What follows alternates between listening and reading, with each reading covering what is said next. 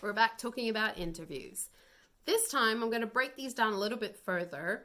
As I said, we've gone through the application process. We've successfully received an interview invitation, and now we're preparing for the interview. So this time I'm going to break these videos down even more just into preparation for your interview, okay?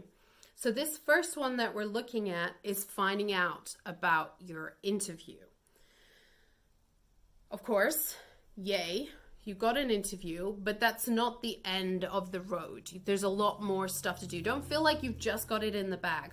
Remember, even at the highest level positions, you're not going to be the only person that's applying for this job, that's going for it. You're probably looking at least 6 people, 10 people, depending on where you are in the world. If you're in China, you're probably up against like 50 to 100 people at this interview stage. It's a little different in China, but for a lot of other places, you're going to be at least up against 6 or 10 people. So those people all have their own experiences. They're all doing their own preparation. You want to make sure that you are as ready as you possibly can be to do the best you can to get this job that you're really excited to get, right? Hopefully. Okay, so what can you do? First things first, you want to find out everything you can about your interview. Don't wait to do this because, again, it's one of those things, if you leave it until the last minute, you're bound to have forgotten something.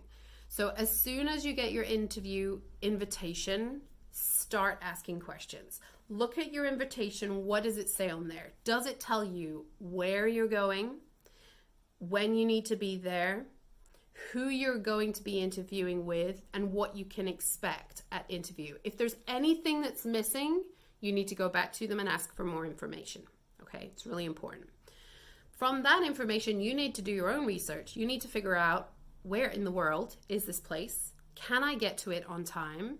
Is it on your computer? Do you have the facility on your computer? My computer's in there. That's why I'm waving over here. Do you have the facilities on your computer to do a Zoom interview? Is that what they're asking for? Oh my goodness. Maybe this should have been in my worst interviews one. I had a sick cover job a little while ago that I did. And the interview was on the day that I was moving house. And it was right smack in the middle of COVID. It was in the second wave of COVID here in the UK. And time had just worked out that was when I was moving house. And it was on that day. And I warned them, I said, look, I'm moving house on this day. Like, this is not going to be the best day for an interview. But this was the only day they had. It was a sick cover thing. So I think they were looking at a limited view of candidates because probably a lot of people are already in full-time jobs, right? So I had a call with them on my phone. Wasn't like a Zoom call or anything like that because I wasn't set up ready for it. So I was talking to them on the phone, and I was sitting upstairs in my room because my family was bringing my stuff in from the van. And I look outside the window, and there's a double-decker bus trying to pass the van that had all of my stuff in it. This was a self-drive hire van that I had brought up with me from where I was living before. And it was parked just on the corner. It's kind of a narrow road, and clearly it wasn't enough space for this double-decker bus to come through. And I'm looking out there knowing full well that I'm the only person in the house that has the insurance to drive this van, that my dad has been itching to drive this van since the moment he saw it, and that double-decker bus is right there. And I think they could tell that I was a bit hesitant in my voice. And they said, is everything okay? And I said, well, there's a double-decker bus that's just appeared, and I'm a little worried it's going to cause a bit of an accident. And they said, do you want to call us back? And I thought, I can't just hang up the phone in the middle of an interview. And then I looked at this double-decker bus, and I thought, yeah, I need to hang up the phone. So I said, I'm really, really sorry. I'm so sorry about this. 5 minutes. It'll be less than 5 minutes. I'll call you right back. Tore down the stairs, ran outside just as my dad's like getting into the truck, like, this is cool, this is so exciting, I'm so excited, get out of the truck. And of course I was frantic because I was so stressed out that I was in the middle of an interview. Get out of the truck. And I drove the truck along just a little bit further along the road, and the bus went past, everything was fine.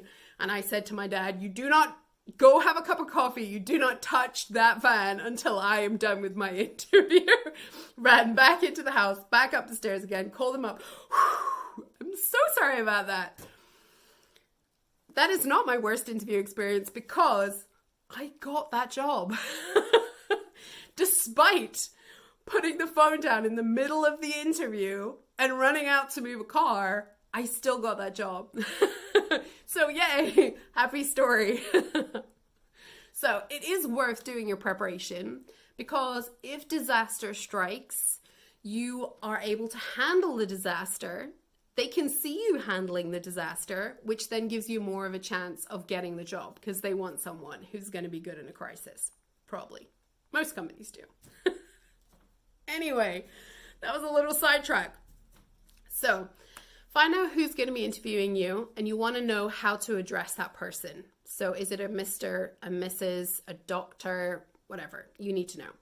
And you need to go do research about that person because you need to know, are you interviewing with a low-level employee? Is this an entrance interview and there'll be another one next? Or are you starting at the top? Are you starting with the guy or the woman who's going to be your employer? Each of those kind of interviews is going to be a little bit different. So you need to be gauging them differently. So first things first, who is interviewing you? What is their level in the company? And what is going to be their future relation to you? And that's going to determine where you put your efforts in preparing for your interview. If this is a lower level employee and you're having that interview in 3 days, there's a limit to how much preparation you can do for it. But if this is going to be your future boss and the interview is in 3 weeks, then again, you can stretch out, you can do a lot more preparation for it. So you need to take those things into account. The other thing you need to know is, do you have to do a presentation? It's really, really common these days when you're applying for jobs to have to do a presentation. So you need to know exactly how that's going to work. There are usually 2 different kinds of presentation. Either they give you the question before the interview and they tell you prepare 15 minutes or prepare slides or whatever, and then you will just deliver your presentation at the interview. Or the scariest one, I think, a friend of mine had to do a little while ago, is they tell you you will have to do a presentation.